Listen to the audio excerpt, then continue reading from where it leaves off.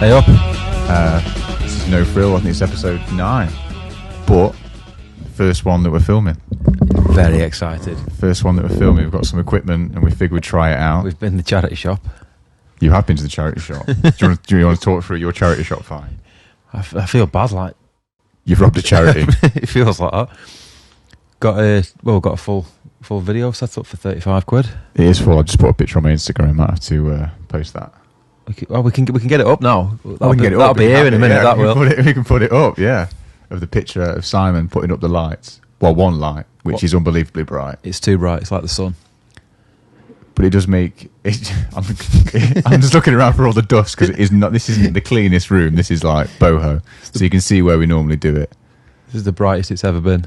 This is the brightest this room has ever been. The sun doesn't come in this way. But this is like a part of the kit, innit? You've got some other bits. You've got what looks like a weapons bag, like a casket over there, full of lights and clamps. We've got a green screen. We've got green screen. We could be anywhere. We might not be here. We could be there. We could be anywhere. And to be fair, if we had a green screen, we wouldn't be sat in front of a bookcase. No. If we had that set up. We'll be sat in front of a bookcase. So we've got lots of lights. We've got the usual audio kit, and then the rest of the bag over there. It did look pretty swish though when you came out of the car park. Because like Simon drove here now today instead of coming on the train. Obviously, he got all his equipment, and I didn't know which floor he was on, so I was just trying to come into the car park. And as I tried to open the door, he walked out looking as smart as he does, carrying what looked like a duffel bag full of weapons. It looked quite good. Just for the people watching as well. I don't dress like this every day. I've come straight from work. Straight from work. I'm not a clown. Dedication. I wish I could dress smart for work. I miss dressing smart. It's one of them things that, because I know I just get dirty all the time. Yeah. There's going to be ink everywhere. I wipe my hands on my jeans all the time at work. So I've just got one set of jeans that I wear at work, or one set of trousers, and they're just plastered. It looks horrible. Yeah. But at least I know I've got them for work, and that's it. But when I used to do like design stuff, I used to look like a substitute geography teacher all the time. Your braces, everything mismatched. Do you know what I mean? Just everything mismatched because everything had come from a charity shop. It was good though. It was good. That was good times. But now I don't get to do that, so I kind of miss it. Especially when I see like you come in looking like that, and I'm like, it's too hot. It's far too hot to be wearing a 3-piece though. It's far too hot.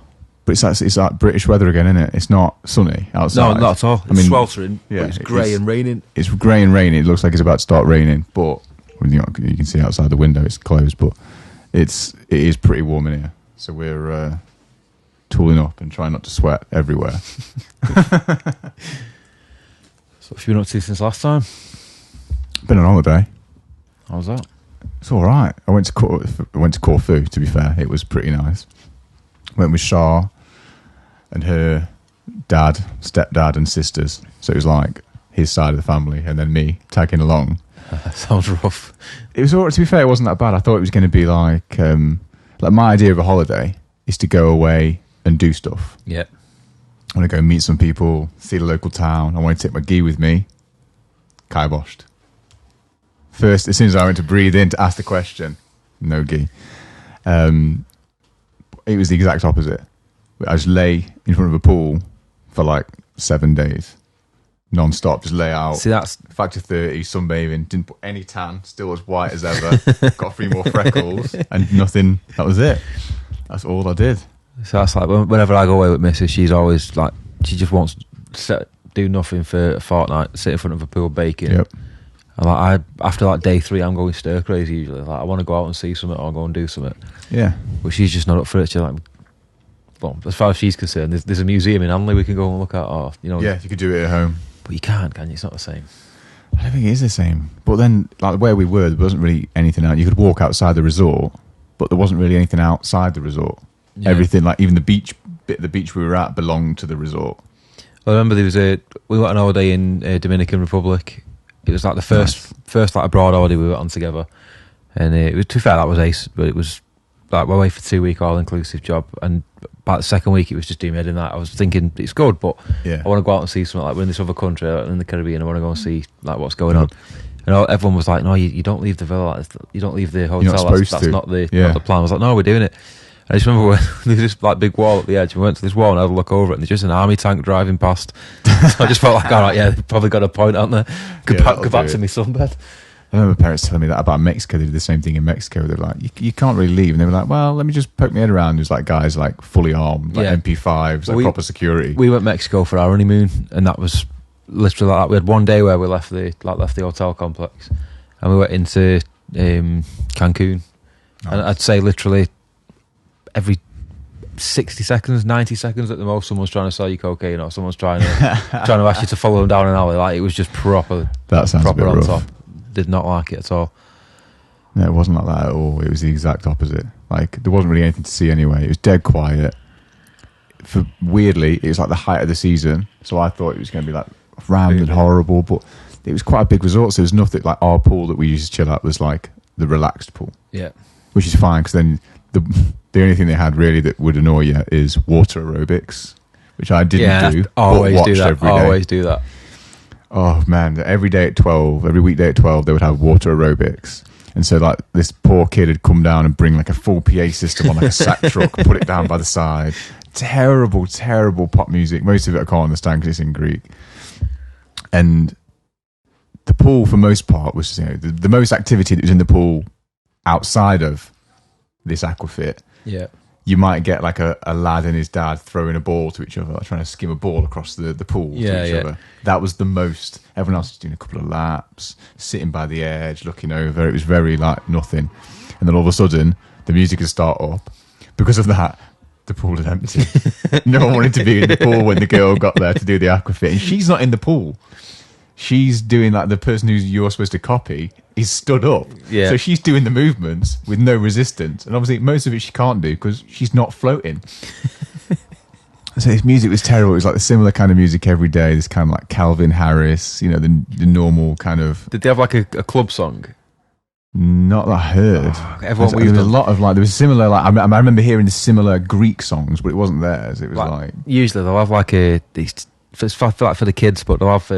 like some youth come down with a boombox, and they'll just put like whatever songs in the charts at the minute, and then they'll just make this proper hammy like mashed together dance. No. They try and get everyone in the like by the pool doing with them. I thought there'd be more of that. There wasn't. Yeah, that it was all right. Then. That's a lucky escape. That. But I did notice there was one. I was laughing because I was like, you know, when you see someone that isn't like you at all. Yeah. There was an older guy, and I was doing my laps, and it wasn't like it was like a proper Olympic pool. It was like a weird shape. Yeah. And it was all salt water. And I was going like back and forth, and there's this old boy going back and forth as well, and he must have been in his like 60s, like bald in, like sunglasses on, French guy. So we didn't speak each other, we just nodded each other when we was, you know, like that. And then aquafit happened. Everyone else, whew, he stayed. He was at the front every day. This old guy was at the front doing all the aquafit. This girl is making it up on the spot, and then you do this thing, and she's forgotten. She doesn't care. It's the height of the season. She's having a good time. He's loving it. All the moves, the splashes, everything. Aquafit, way, putting his hands up, splashing everyone. He was like, I was looking at, I was like, this guy is having his best time. Fair play. And fair play. I'm thinking, as soon as I heard the music, I'm like, get out. Yeah, get out. Do not be a part of this. I can't deal with it. And he's lapping it up. But even little things like his wife was swimming with him, and they were a similar age. And at one point, I just heard loads of splashing. I looked around, and him and his wife were having a race. It's like, he'd obviously just gone, let's have a race across the pool, go. And off he went, and just went, and they were just laughing about each other. Like she was trying to pull him back, and he's like splashing her and stuff. And I was like, God, that guy's really having a good time. Fair like, if he just embraced what it is, like he's just having a good time, and he was loving it. You see him about in the evenings with his suit on, and that one, his suit, like an open shirt or whatever, and he was like, yeah, I like him. Yeah, he's my favourite guy. I'd watch him all the time because he's quite funny to watch. A lot of people are funny to watch. Different countries are funny to watch. I normally watch English people, but these English guys, people all day a race. It's just the most tragic bunch of people in the world. There's two groups in there. There's either the ones sat by the pool doing nothing and just rotting. That was nearly everyone. Or there's the ones causing trouble. There wasn't any trouble that I saw because we were at the chilled pool. Like there was like a kids' pool further down, like by the water, that had like a diner, like a 50s diner kind of restaurant next to it. Yeah, mayhem. We didn't even go down there. And then there's like down by the beach, had like a different restaurant.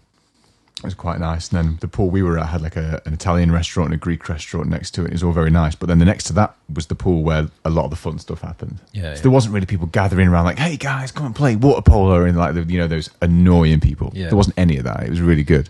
So we were just very chilled. But I still I still posit that you could tell an English person in that situation 110%. before they open their mouth. 110%. You could just see them a mile off. Yeah. You can see British people. Yeah. I didn't know. Is it the shape? Is it the colour? Like, I don't... Because some of them are like big fat guys, but look like brown leather. They look like this couch. Yeah, because they've on the second week. Yeah. Like. I'm like, is that the thing? Like, I'm like, is it the shape? Is it the way they walk? The way they like shout? They shout. People say Americans are loud, but the English people were the loudest there. Yeah, definitely. Like, there's loads of French people there. There was like Spanish people there. Greek people were there. And there's all these different languages you can hear. And then maybe a couple of, I think there's a Canadian and a couple of Americans, but then there's like English people. We're our own sort. Like, we could just see each other. Like, you could see, like, when I was just be sitting there and was observing, and like, you'd see someone walk past, there's like a woman like dead elegant in her 60s, looking absolutely gorgeous in like a sarong with a bikini, and like, God damn, she's walking around. I'm like, that's not English. Yeah. And she sat down, started speaking Italian. I'm like, Yeah. There we go, Italian. And her poor, like, she was there with her friend and her friend's husband, who was like long suffering, like he had to look after both women. So this woman was like there, like looking like shoulders back, and like she wouldn't even put her own towel on her like her sun lounger. He had to do it and arrange it for her, and then she sat down on it. She was looking very very hard done by. Looked like she do everything at home just gets done. Yeah. So she was making me laugh. But there's like everyone you could look around, you're like, oh, this guy's really friendly. It's like the French guy doing this, bits and pieces.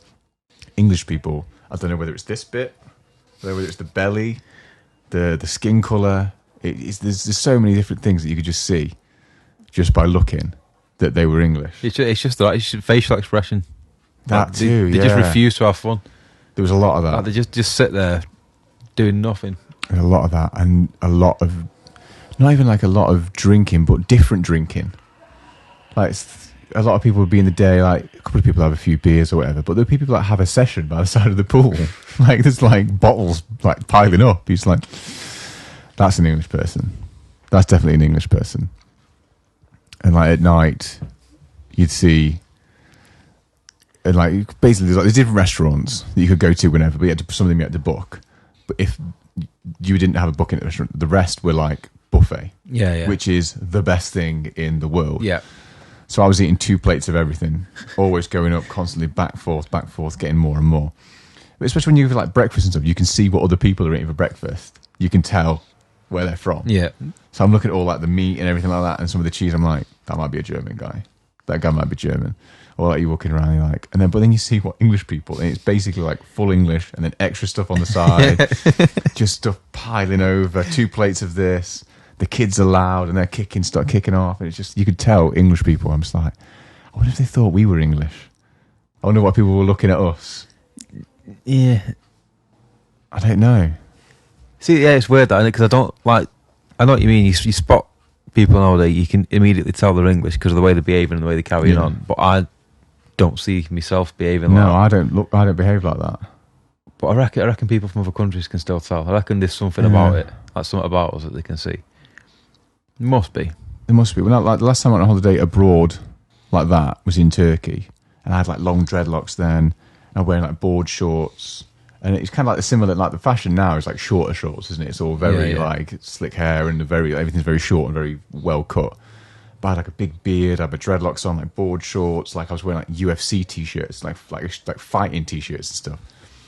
But they wouldn't believe that we were English because the other English people were rowdy, getting into fights, drinking all the time, and causing trouble about who wanted what sunbath. They were just like, you were like, where are you from? We'd be like, oh, England. They'd be like, no, you're not from England. Where are you from? You're like, you're from like Finland or like Australia or like, do you know what I mean? They'd be like, anywhere but. Yeah. Because they were like, no, that's English. And they'd point to like the people causing trouble shouting at the waiter who aren't going to tip anyway because it's all inclusive. And you were like, that's English. You're like, no, we're the same thing. Like, I just don't know if we look the same. I don't know. It's something to think about. I can pass it off in America when I'm on my own until I open my mouth. Yeah. And then they know. Because I'm just quieter anyway, and then you ask for beer in this accent, they're like, I know. Yeah, it's not worse. No. Not worse than being rumbled. Yeah, there is stock in it though. Because we're 10 a penny around here. But if I go to like Patsy's bar and then start talking, and then people are like, this guy, no.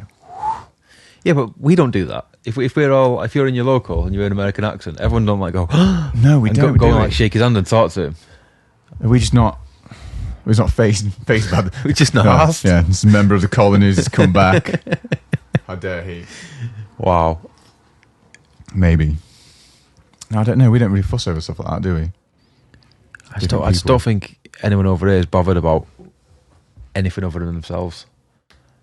That might be true. Like, he's not bothered if it doesn't have a direct impact on what you're doing at that moment in time. Like, not interested. And I suppose I'm probably guilty of that a bit as well, but I definitely think that's the general outlook of Brits. Where do you think that comes from, though? Because a lot of people are like, see, like my dad's always saying about like what him and his dad and granddad used to do. And like, it was a bit more community because we grew up in a village. Yeah. And there was, oh no, you stuck with friends and you did this and that and you looked after your neighbours and you walked old women across. It's very old fashioned. Yeah.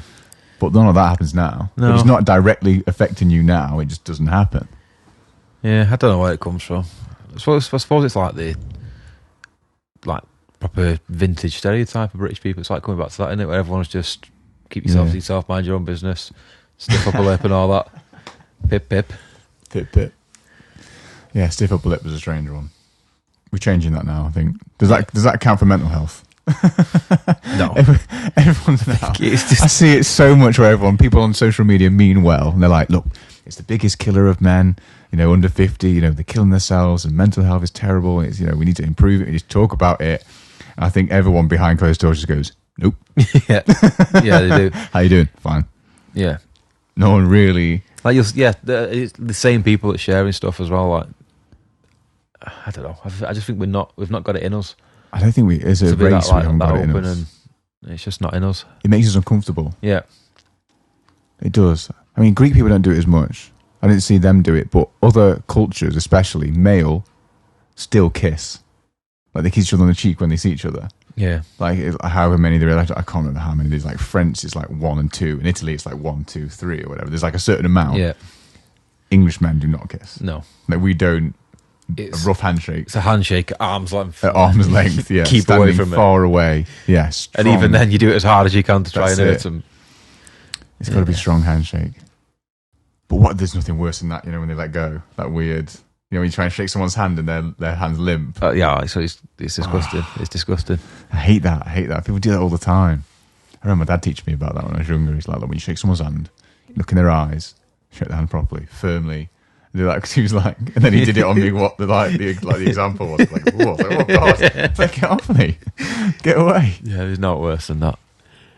To be fair, that's one of the best compliments I've ever had is when someone told me I had a good handshake. I was like, I'll take that. As a British man, that's like... I don't think I've ever been told I've got a good handshake. I've made a real fool of myself and nearly lost a job over a handshake. Hang on a minute. You nearly lost a job over a handshake. I used to work... there was a few, probably about 5-6 years ago, maybe longer than that. Okay. I had a job. I had a row with my boss and I'd literally saw my ass, not coming back, see you later. Just did one. And then it's like literally as soon as the door shut behind me, I just felt like, shit, I need a job. Yeah. So I rang my missus and told her what had happened. And she was like, basically, right, we need a receptionist. And she worked at this hairdresser's. She was like, we need a receptionist. Come down here. Yeah. Like, we'll sort it out. We'll get you something for the time being until you find something. I mean, I ended up being there for years. But I went in, had this interview, and there was like an owner who had all the money and basically ran the thing from behind closed doors. And then so he got like an office upstairs. Well, no, he was never there. He was like kind of like never on scene. Yeah, silent partner. And then he had like this guy who ran the business who just used to turn up and clown about, make a mess, disappear, and everyone else would run around cleaning up after him. He was an absolute nightmare. And he did my interview, and he was like, "Oh, yeah, we're going to our Christmas party. Like, you've got to come to the Christmas party with us. Like, just go and get changed and that." So I did. Went out and I was going to watch a band. I think it was well, it doesn't matter, but I went watch a band anyway. And by the time I turned up and met them afterwards, I was levered. And this actual like big guy was there. And then the guy who did my interview introduced me to him. And I was like, could barely stand up. Like, I was like, properly drunk, like properly tanked up. And then I shook his hand, and he was like this. He was probably in his 60s, like proper old school. Yeah. And he like put his hand out to shake it, and like put your hand out. And I like went and pulled him in, patted him on the back, and he just like hands up, pushed me back, and walked off. And then I was just thinking, oh god, what have I done? But then I just thought nothing of it after that. But then when I went in work, I started like the Monday after. He like pulled me in an office for like half an hour, teaching me how to shake someone's hand. If you shake a client's hand like that, we'll lose the business. Like, it's a hairdresser's, we won't. Is it? Whose hand are you shaking? It was just unreal. He was properly offended. He was like, "I'll give you another chance, but if I ever hear of you shaking someone's hand like that, you're not representing our company. No You're way. the receptionist. You're the first person people see. You need to have a strong handshake." I was like, I was pissed up. Like, I'm not going to be in work in that state. I'm like, no. This Christmas party, loosen up. He went right the other way over it. It's a handshake. Weird. Yeah. I remember my first, when you do at high school, you have work experience. Yeah. So for those listening, if you're at school in England and you get to like 15, which is like the last year of high school. And you've not been kicked out yet. And you're still there and you're still alive and well. Then you do work experience, which means you go to a local business or your parents' business or wherever will accept you for a week's free work, isn't it? Yeah, and you just get absolutely abused. You just get abused for a week, and no one wants to take you on because no one wants to do it really, and everyone just uses you as free labour for whatever. Yeah. We had a girl at our place recently who was just like folding t-shirts and doing a bit of designing for a week. She just did nothing because there's nothing to do. Yeah. What can you teach someone in a week that is just going to go? But it's interesting to get, that it's just teaching about the world of work, and so they have to get up early, get in, like do a bit more because schools are like 9 to 3 and all that kind of stuff. And the place I wanted to work at, because I was going to go to college and do music tech, so I was into all that stuff. I went to a place called Rowney's, and it was like they sold Bang & Olufsen stuff, that's super high end. And so, like, when I went to go meet the guy who would take me on, like the boss, the guy who ran the place, I went to shake his hand, like proper handshake. And as he shook my hand, like 15 years old, he turned my hand over like that and started checking my fingernails. He was like already sizing me up. What? He's like, "Yep, clean fingernails." He's like that. I was like, "How do you check my fingernails, man?" Obviously, not with that inflection. I was 15. I was scared. I was like, "What is happening?" In a windowless back room in a shop that sells hi-fis. Yeah, I was like, "Yeah, how come? What was that?" He was basically just saying that if you like, the cheapest thing they sell is a set of in-ear headphones for £50, but most sales you're running like TVs that are like 50 grand. You can't sell those, and I won't let you out on my shop floor if you've got dirty fingernails. So that was like the first test to just be like, "Are you going to be here or not?" So I was like, shake his hand. He just turned it over, like it's almost like, yeah. I was like, yeah, it's got a bit much of that. Bizarre, man. I did my work experience at PMT, Professional Music Technology, like big chain music shop. That's a proper music shop. And to be fair, it was pretty good. Like I got paid in guitar strings. I got like. You got something out of it. Probably got about 30 sets of strings on my last day. Like they sorted me out for like a year's worth. Oh, yes, that's a lot. Year's worth of strings, and but oh god, it was awful though. Like on my first day, they said, "Right, we need you just to clean this fridge out for us." And it was like the staff fridge, and it was grim. Well, like the cafeteria fridge, proper grim. So I cleaned that out, and then that took me like all morning. It was like, right, it's dinner time. We're going to give you the dinner order. Go and pick it up from the cafe. And they sent me in with loads of stuff made up. Like I'm obviously like a proper. Like naive young, like I was only probably 14, 15 or something. And they said I was in this shop, and I had to ask for like a Felcher's pie. What else was there? There was like a dogging cake, just all these ridiculous things that they put on the order that they had me asking for. The woman, like, it was like some proper like old Catholic woman that was serving us in this little bakery. It went mental. Oh, she must have heard them. Threw us out. It was horrendous. And then, like, after that, like, I never trusted anything they did, so I just used to, like, turn up and just, like, go and hide in the back. Like, yeah, we used to send people out the YouTubers like that all the time. Like, you'd be like, "Oh, I want tartan paint." Yeah. No, but these were, like, proper, like, next level ones. Yeah. It wasn't, like, go and ask for a long stand or go and ask for a big weight or something. A left-handed screwdriver. Yeah. None of that. Just proper straight in with the Felcher's pie. Felcher's pie. Oh, God. This can't imagine the Catholic lady's face when you're doing that. I've got a big order. Amazing. What do you want? Felcher's pie. What? Oh, bad news, that. Oh, where was that? Is that in Manchester? Yeah, Salford. Salford. So it's north. I was going to say it wasn't like a thing where it's like... Not that they're protective about pies in Stoke, but they do have... Is it Wright's pies that are in Stoke? Yeah, but me and the missus argue about this. Wright's pies, we don't have them in Manchester. No. We have Holland's pies. Yeah. Which are proper pies. To be fair, this way they have pucker pies because that's Leicester. Oh, pucker pies are crap. But every chip shop has absolutely terrible. Every chip shop has terrible. Pucker. Holland's pie is what you want. Mate, I can't remember. Holland's pie is what you want. Bite into it and like the grease shoots out and gets you in the eye. Like they're incredible. I used to have Wright's pies at the Brit when you go to the Britannia Stadium. Yeah. Because that's like They started selling oatcakes just as I was about to leave. Oatcakes are incredible. Yeah, they're amazing. But they sold them like rolled up like a crepe with the cheese and the stuff all in, like in a plastic. Yeah. So you just get it like heated. And I was like, oh, that's quite cool. But I used to stick to bovril and pie. But that was Wright's pies. In fact, when I graduated from Stafford the first time, the guy, they give like honorary degrees out, don't they? Like honorary doctorates. The guy getting the honorary doctorate was the Wright's pie guy. That's pretty and he cool. gave like a speech about how he built it up and the family built it up from nothing, basically, to be basically every chip shop in Stoke is basically that pie. Yeah. Apart from the ones I was looking at, I was like, I'm sure it's Pucker Pie, isn't it? Pucker Pie. Bright orange logo, in it. Wright's a bright orange as well. Orange and white, I think. Orange and white. I think Pucker's orange and black. I might be wrong though. I've not had a Pucker Pie for years. Yeah, used to have when I used to go and watch Salford Reds rugby league. Nice. And like as soon as you go, well, anywhere outside of Manchester, all the stadiums had Pucker Pies. Yeah, they were terrible though. Not a fan. To be fair, I think actually no, I might have eaten one a couple of years ago because I used to work for a design company. That one I used to work for, and I used to be the design manager. So I was in charge of the design department, and we did a lot of, because the guy who ran it was like half Greek. Basically, we did signage and menus and all that kind of stuff. Yeah. Basically, for all the chip shops in the local area, all all over the country, which is everywhere, fitting like chip shop signs, all that kind of stuff. So we tried to do deals with the people at Pucker Pies because they're only in Leicester, which isn't far from kind of Nottingham, kind of Langley Mill area. And I remember them saying that they had something like their marketing budget was something like 8 million. They had to put money in, they had to like change the colours. They had to basically just rebrand the whole thing because everyone was like, well, we know about Pucker Pie. You can get them all the time at the chip shop and I never have them. Yeah. Because like you go to a chip shop, no one, it can't be the most popular thing. Everyone wants fish and chips, surely. Yeah. You don't see that many pies. You never see like the pies like piled up or anything like that. No. But they had to rebrand everything. Like they changed the colours, so instead of being like black, orange, and white, it was like grey, cream, and like a different orange. Like they just had to change for 8 everything. million. Yeah, 8 million. That's like national marketing campaigns. They had to do like TV. They were like TV and stuff like that. They give away. I've got an apron over there that's got their new logo on it.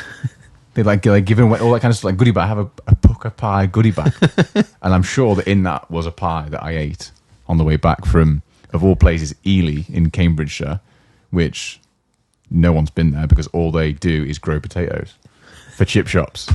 And this is like my job, was to go around these places and just go and meet these crazy people who own chip shops and these people who grew the potatoes. But yeah, I remember I had a Pucker Pie then. But it's not. Yeah, I mean, you can pay me 8 million to eat it. It's not that bad. It's not that bad. But I don't go to the chip shop and think I want a kebab. No, if you go, I want a pie. What, a kebab? Yeah, a kebab. I'd get a kebab. I was in my head. I was like, I don't think. I was about to say, do they have them at kebabis as well? But I don't think they do they? Like around here, it's all like kebab shops, like late night drinking. It's not a chippy. Yeah. So they don't have them. I don't know. I mean, I very rarely get chipper. No, it's good though when you get it. Like it's like top tier food. That it's always going to be a favourite, isn't it? It's just mint. Like it's just a good, proper greasy, proper stodgy. Well, there's one that there's one around the corner I used to go to, but I was like, it's quite expensive, and I don't know if I want it. But apparently that's not the main one. Apparently the main one's like further up the town, but because I never go up there. Yeah. Like by like the Into Centre, like where them big like ring things are, the weird statue thing. There's like one like right there, and apparently that's the main one that everyone goes to. But I didn't know that. I'd just be going to this other one instead. It's weird. It's like a cultural thing, I think, because when I lived in Manchester, obviously it's more up north. Every Friday night you get a chippy for your tea. Like there's nobody. I don't know anybody that didn't. Like that was just the rule. Friday night chippy tea. If you go to anyone's house on a Friday, you know you're having chippy for your tea. Mm-hmm. Like now we live in Stoke, that doesn't happen. Like we probably go chippy 2-3 times a year. Yeah. Like it just like they're not asked about it, and there's no chippies near us really either. No. We've got there's 2 in Kidsgrove. One's never open. Like I think it opens like during the day. Yeah. For like when it's lunchtime. Like pensions are out about shopping that's it, and that. Lunchtime. But that's it. No, I don't know whether it used to be like one of those weird things when we were younger, where it was like the UK was like a geographical oddity because everyone lived next to the best chippy and the best curry house. Yeah.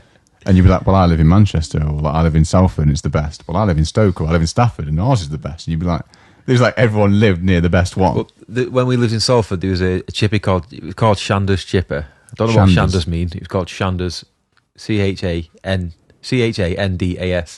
Shandas Chipper. Mr. Shanda, Probably, but he didn't have the apostrophe though. But he's from Salford. He might not have known he was supposed to use one. For all I know, I don't know. No. But Shandas Chip anyway, and that was like the bollocks. It was as far as I'm concerned, it was the best chippy in the world. Yeah, the best chippy. But I remember the first time I ever went download, which is obviously down here, Download Festival, and I would have been about 18, and we were 2.5 hours outside of Manchester, and we met this bloke who was like local to Derbyshire, and he'd heard of Shandas Chipper. No way. And he was talking about Salford, and then we got onto a thing about food, and then I just said, I said, like, no way.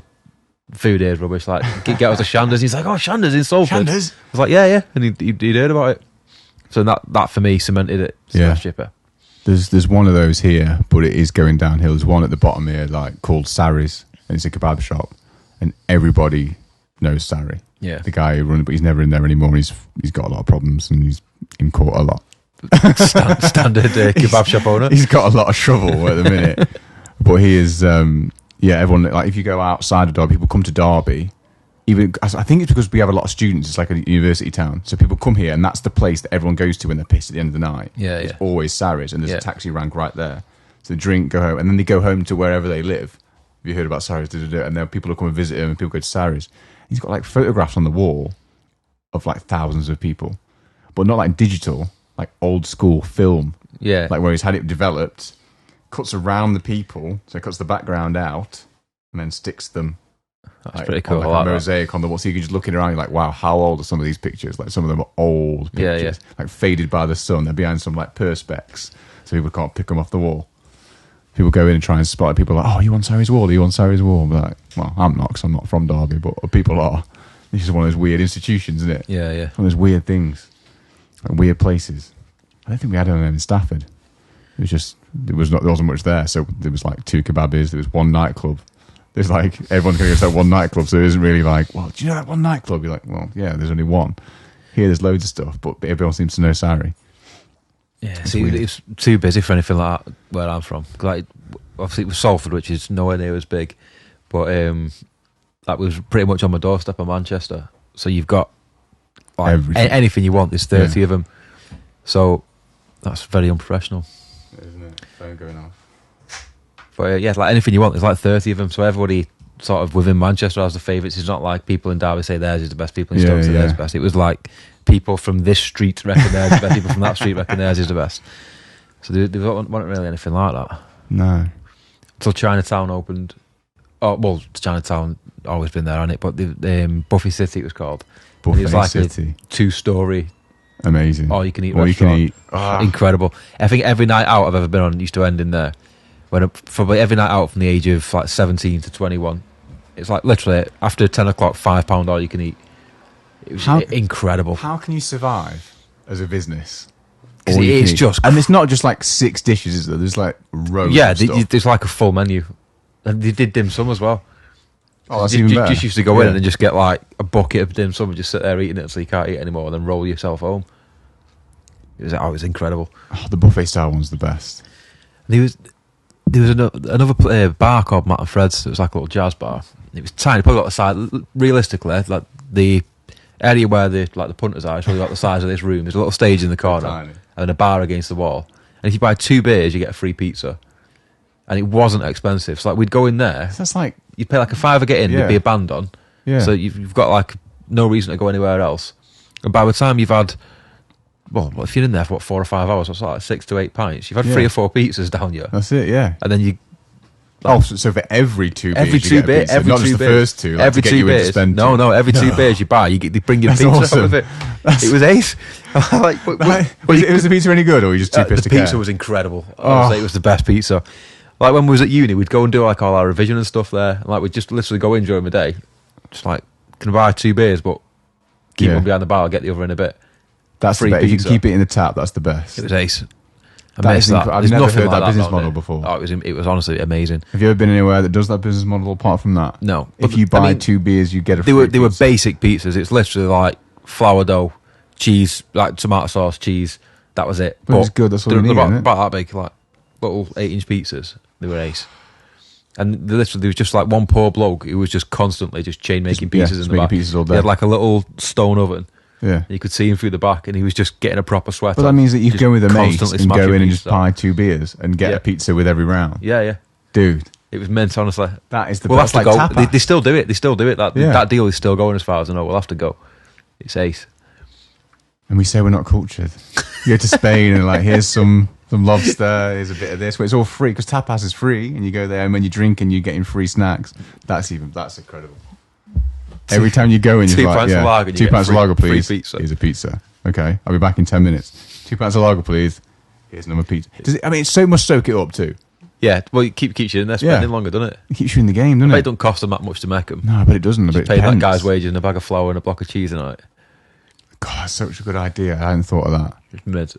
It's really good pizza as well. I wonder how these places stay open. It's still going there. I've been last time I went to Manchester. I didn't go in, but I went past. Do you know Manchester? You know the Northern Quarter. Yeah.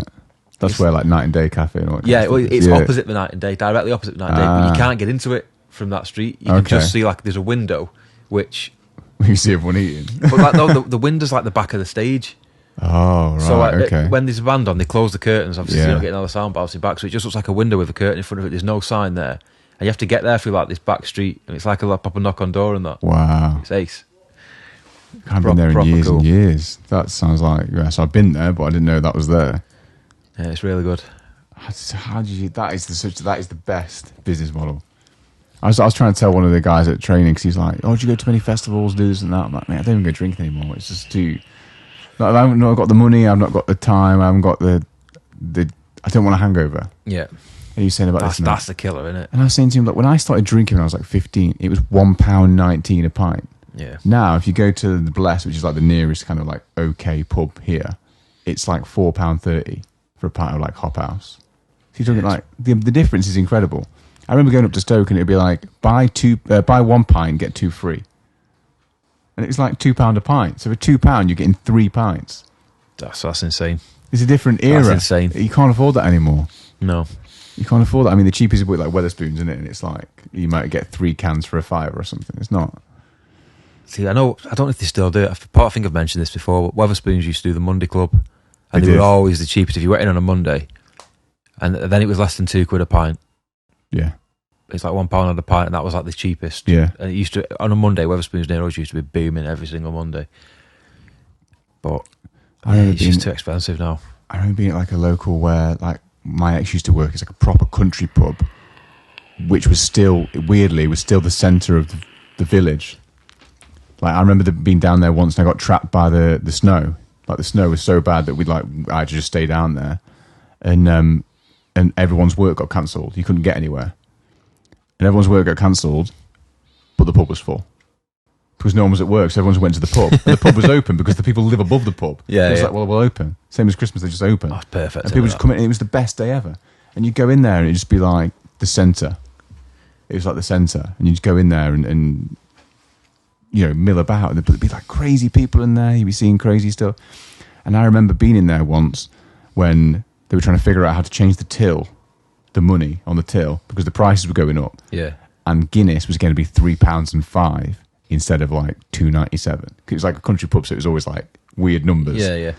And there was almost a riot because a pint was going to be more than £3. It's mad, isn't They it? were like, no one's going to come in here if a pint is more than £3. There's no chance. You're killing the trade. £4 something now. Yeah. Good luck to you trying to get a Won't have pint been for that. £3. I know, yeah. Madness. It is. Like, it's a shame. I used to love. There's 2 pubs I used to go in Salford. There's one called the King's Arms, which was ace. It was like just on the border of Salford and Manchester City Centre. Yeah. And it was like it was really weird. It was like, I suppose it was probably like a hipster pub before hipsters were Before that was a thing. were a big thing. But it was like, it just used to be full of like proper weird like playwrights and just like proper odd characters who have like really They're always weird about- like boho yeah. jobs. And this used to all like culminate in this pub. But it was ace. You go in and they'd be like on a Wednesday night, and it'd be really, really small. There was no pool tables or anything like that, but there was a piano in the corner. Nice. There was always a guitar and a fiddle on top of it. Sweet. And by about 10 o'clock, there's always some old guy on the piano, like going alpha leather, and then That's there's it. someone who trying to play the fiddle who can't, but he's somehow getting a tune out of it. But having a good Someone on the time. guitar belting a few songs out, and everyone in the pub would be singing along. Like, it was always a top atmosphere. It's mad, isn't it? Like, you don't get that now. I don't think they exist. I don't, No. well, I don't. Maybe they do in Derby, but it's too. I think the city's too big for it. But you could go in, like, you could finish work, you could go in there for probably 3 or 4 hours and spend about 15 quid, leave like you've had a good night. Like, That's you it. can't do that now. I think you'd be paying like Pay that to 5, get 10 in to some get places, in. yeah. It's mad. Like, it just doesn't happen. I know there's been like I remember one weird guy called Ray. He's probably dead now. And Ray was like a millionaire, big, heavy set, balding millionaire, and he was proper Southern, and would just get pissed every day. But he was a millionaire because his job was to breed polo ponies for like the Shah of Jordan or some weird. Jesus. It was some weird like Middle Eastern guy, Yeah. and this guy had the best ponies, so he bred them and was a millionaire off of that. But they'd start at like 4 a.m. and finish mid-morning. They'd be finished by midday. They'd always be in there. Yeah. And so sometimes I'd go down and try like go pick my girlfriend up, but go in an hour early so I could have a drink and tie one on and come back. Yeah. But I'd go down there, and he like took me under his wing and liked me quite a lot. So I'd go down there for like, I'll buy a drink and I'll see if they're still in. And even if they weren't in, but they'd been in earlier, she'd be like, "You've got 6 pints in the pump," because they were just if they were buying around, they'd be like, "Scott in later, yeah, Scott can have one." But because it was like, That's the dream, that's Yeah. the dream. so you got this like millionaire who loves buying you drinks, and but you know, he always used to call me lad. He'd be like, "You're all right, lad." He'd try and tell you the story. It was rambling everywhere because he was getting more and more pissed. And it basically, every time he'd drink, he'd become more and more incoherent to the point where all you could make out from the grumbling were the words, "Isn't that?" So he was like, "No, isn't that?" He's over there now. He was like, fast show. And he'd just be pissed, and to the point where his son would be like, "Come on, Dad, we're going home now." And he lived with his son because they had the family place. Yeah. And off they went. And I'd come in later on, or if I wasn't there, and they'd come in, there'd be free beer, essentially free beer. That's the dream, that. And they weren't tight with it. They weren't like, "Well, you've got to drink them now. You've got to make sure they're gone. They're not carrying over." They just had like a receipt roll, and they'd just write Scott and then put a tally next to it. So anytime people bought you a drink, it was just on there. And then it was on there until you drank it. It was like, it weren't like, "Oh, well, it's got to be by the end of the day, else we're not getting rid of it." It was like, "No, you can have it whenever. Like, he'll be down or whatever." It That's was like good, that. I've old school. Never, ever had that in my life. Old school pubbing. That was one of my proudest moments. That I had a tankard at that pub. Yeah, that's pretty Me and good. Ray had matching tankers. They got like a shipment, and they had a couple of new ones. They gave them away to some of the nice customers, and they gave matching ones to me and Ray because I had long hair. I tied like a hair tie around mine, so we know which one was which. Yeah, yeah. So I was like, at a pub at one point in my life, I had a locals tankard hanging above the bar. Yeah, that's cool. That is I like proper that. cool, isn't it? I like that. I don't know where that is now. The pub's still there. I don't know who's running it and what now. It's run by this lesbian couple, and they were absolutely insane.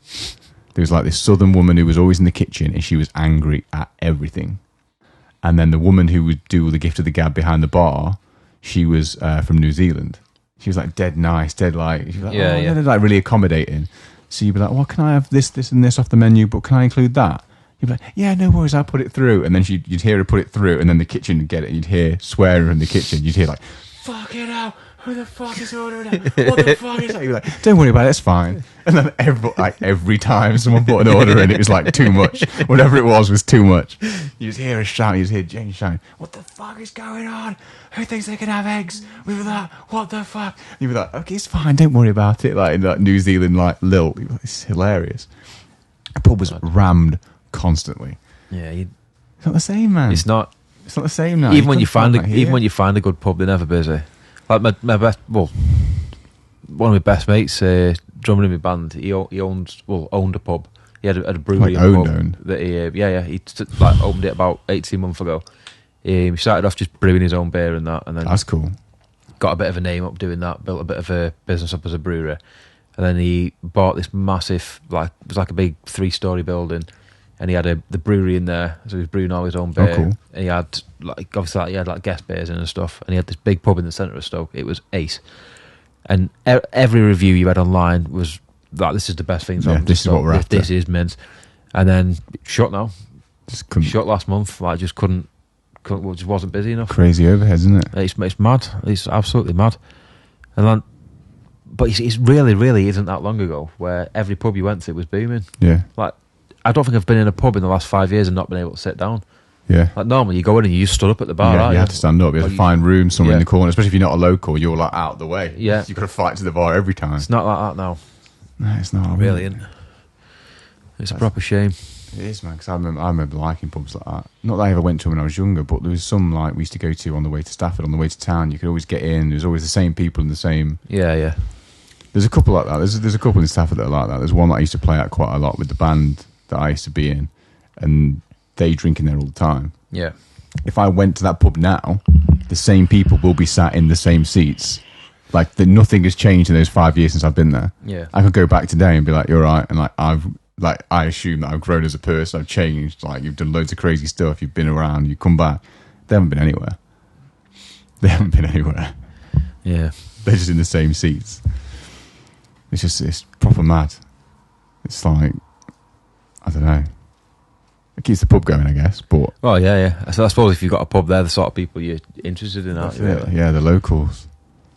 We used to play there all the time. We used to do like open mic nights and stuff there. We ran an open mic night there, and it's the same people all the time, same songs. You just like, I guess it's comforting routine, isn't there? But yeah, those guys would always be there. They'd always be constantly like take a couple of guitars with you, like me and the guitar. Like I played bass, but I'd take my guitar with me, and we plug ours in, and just leave them there, and people could just come up and play theirs, or they could bring their own or whatever else. It was proper mad. It was like, it would never get to be like a hoedown where everyone's crazy like at your one, where everyone's playing the piano and being like a nutter. Yeah. But it's still a good time. But you know, and then someone would sing Oasis, and I'd be like, "See you later." Well, I've noticed though they are coming back a bit, jam nights. Because loads here. There used to be. Like, I know when I was like sort of like 18, 19, first going out, there was jam nights at every bar you went in. Yeah. And then it just seemed like they disappeared for a bit. But last couple of years, they're really coming back. Like pretty much every pub. I don't know if they're doing it to like try and get more people in, or whether they're doing it just because like live music's coming back. But I think it's easy an event because if you've got the PA in that, you don't pay the band. You just have a PA. Yeah, people come up and people are in drinking. And pretty much everybody now, like obviously with people like Ed Sheeran and all that booming up, all you singer-songwriters are everywhere, aren't they? Everyone's got a song to write and knows how to play a G and a C chord. That's all you need, isn't it? You could play a couple of chords and out you go. I can't wait to move from here because there's every pub on this row has an open mic night at some point during the week. It's a different night, so you just get. It's different nights, so I can hear it non-stop. Like I've heard Backstreet Boys, I've heard Robbie Williams. I've heard Savage Garden. Not ideal, that. Do you know what I mean? Like the worst kind of songs that you'll hear, and I'll hear it all. There's always Oasis. I know I mention that all the time. There's always Oasis is constant in Derby of all places. I don't think there's any famous people who even come from Derby, like musicians. I don't think they do. I couldn't name one. No, I don't think there is. But Sleaford Mods are from Nottingham. I know that. Do you like Sleaford Mods? Hate Sleaford Mods. Really? You love them. I really like them. I can't stand them. But if they did open mic night here, it'd be an improvement. Oh, they fucking good. New album's ace. It just isn't it just one fat old guy with a synthesizer pressing sounds like he's got like a Casio keyboard pressing demo, and the drum beat comes on, and the other guy is just like talking like just train of thought. Yeah, pretty much. I remember listening to it going, "What is this?" I like how honest they are though, because like if you ever watch it, just have a look at them live. No, just have a look on YouTube at them live, and rather than where you've got all these like big DJs and all these like dance musicians and that who, like, when you see them live, you know that they're not doing half the stuff they pretend to be doing. Yeah. But he literally has a laptop on a stool, can of Stella in his hand, and he just literally presses play and just stands there drinking Stella while his mate's singing. Then when he's finishing, he just like does a little bit, next song on, just presses play, cracks another can and just stands there. Like, I think that's ace. I heard him on No Frills. I heard him on Iggy Pop. Iggy Pop has a show on Radio 6. Yeah. On Friday nights on Iggy Pop Confidential. I remember listening to like, there's loads of stuff on there where I'll be like, I'm going to listen to this when I get back. I need to have a listen to that better, like with my headphones on. I need to get a hold of whatever this is. And I was listening to something, and it was something like mad like Onra. It was like some mad like Asian hip hop. And I was like, this is crazy. I've never heard anything like this before. Yeah. I was like, and now Sleaford Mods. I was like, what the fuck is this? I like it. And I was just like, I'm going to turn this over. I just can't. I don't know. I think people are I think it's a joke. I mean, it's like a novelty thing. No, he's not. He's deadly serious. Like the race. It's like Baker Street or something. I was like, it's a joke. It's not a real song. You're not supposed to like it. Oh, they're good. Never related to a song as much in my life. When I hear him going on about he's got 2 brown bins, he's only supposed to have 1. I look out my window, I was like, yeah, I've got 2 brown bins in my garden as well. This speaks to me. Oh my God. I remember one. Is it Kebab Spider? That song that came out. Tune. I can't stand it, man. It was on the radio. Even on Radio 6 for a week. They played like 3 times a day for a week, and I was just like, I need to not hear this anymore. Oh, it's brilliant. I wonder if they've got anything out in America. I don't think they'll be in America. I don't think Americans will get that. I'm surprised they've got anything out outside of Nottingham. But they got that. I like them though. I really like them. It's bad. It's bad. It is like. It reminded me of that. Remember Casio keyboards you'd have in music and you press the DJ button? Yeah. DJ, and you press the button and then the thing would come on. It'd be like a random tune, like Bossa Nova. And then he's like there going, nah, nah, nah, nah, nah, nah, nah, nah. Like the same. I just can't. It does my head in. I can't. I'm just not taking in whatever he's saying. There's a few things I listen to on Radio 6. There's quite a lot where I'll go, this is awesome. Whatever this is, I need to find out what it is. I need to listen to more of it. Yeah. But there's like them, and then there's a woman, I can't even think of what her name is currently. She's like spoken word hip hop. And it's terrible. It's horrible. And the album is recorded by Rick Rubin. And I remember listening to an interview. I was he has made some questionable choices lately, though. And I was just listening to it, and I was thinking, the way they were talking about it was amazing, because she was like, yeah, what we did was we wrote it all out, and we got it all together, and we learned to play it, and we gigged it. Like, we gigged in the studio, we gigged the album. Like, as if it was like, so it was like, it wasn't one song, then this song, then this song. We did it like a set list, and that's like, as if it was a gig. I was like, that sounds really cool, and the way they were talking about it, and they learned the instruments to get it real and make it more like a piece. And then I heard the songs, I'm like, this is dog shit. Give me a fucking keyboard in 10 minutes and I'll do better than this. Yeah. I could freestyle better than this woman is. There's a lot white guy. Like, there's a lot of that about. It's terrible. And then I was like, Rick Rubin touched this. Unbelievable. You're like, dude, are you responsible for like the Beastie Boys? Like, what happened to you? Yeah. Like, Jay-Z came to you. Like, Amy Winehouse came to you. And then now it's this woman. I can't even think of her name. But whatever she's saying, I'm going to have to find this. It's not going in. Do you know what I mean? I've heard the same song. Like, she's on her third single, and they all sound the same. And whatever she's saying just isn't. I know one lyric that says, we move like we were born to move. That's the only lyric I know out of 3 songs. I've heard them 100 times each. I can't. It's not happening. It's not going in.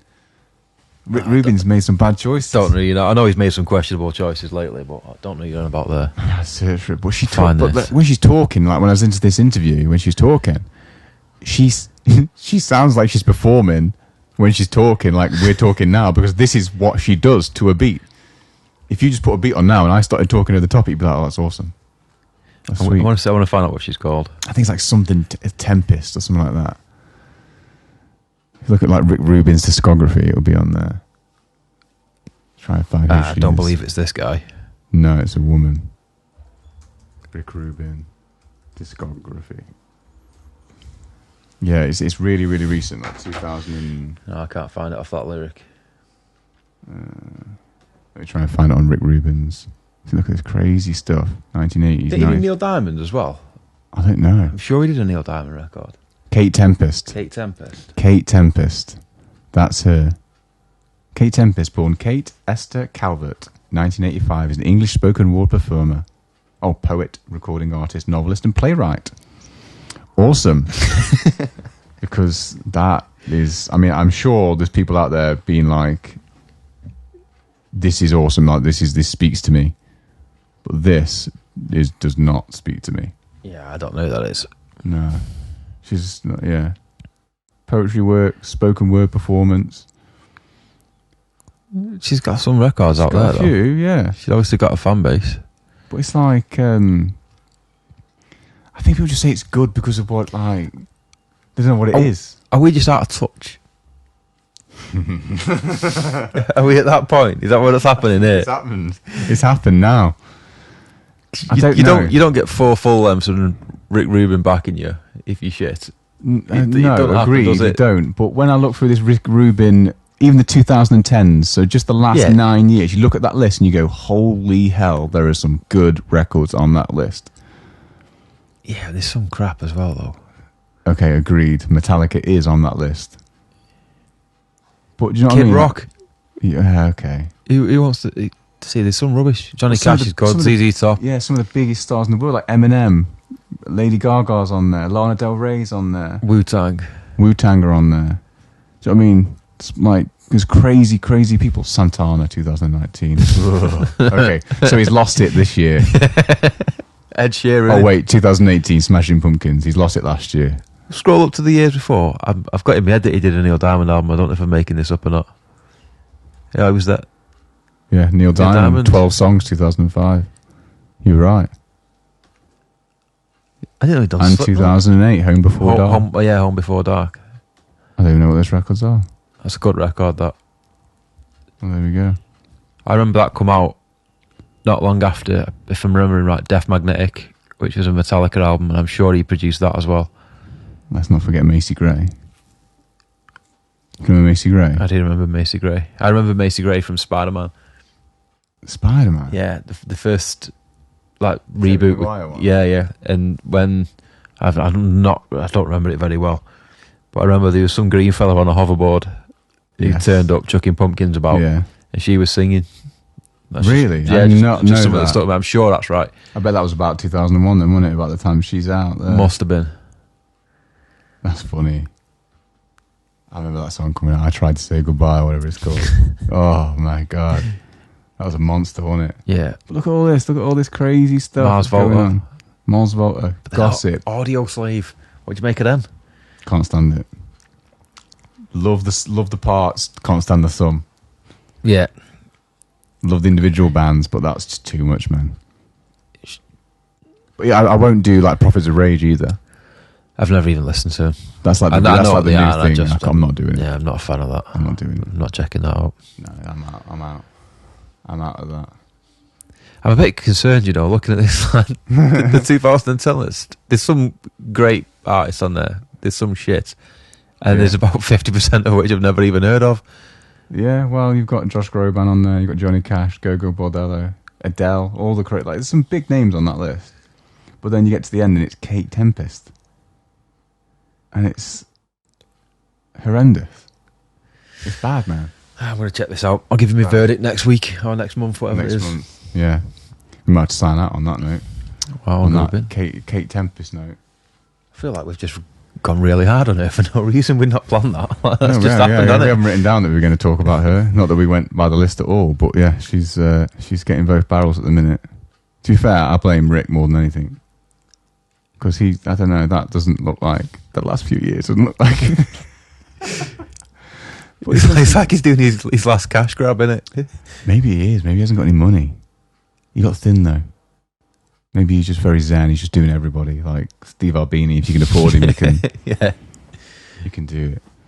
Fair play. I don't know. Right. Putting a pin in that then. Yeah, we can put a pin in that. So yeah, even though I hope you enjoy watching us. Now we're on video on Very YouTube. Exciting television. Very exciting television, but we are also on Lucky Star Radio. We're still on Lucky Star Radio. So if you listen to this, you're probably on Lucky Star Radio. Always will be. That's our first home. We're on 4th Friday of the month at 5 p.m. GMT, which is like 9 Pacific and midday Eastern. I remember that.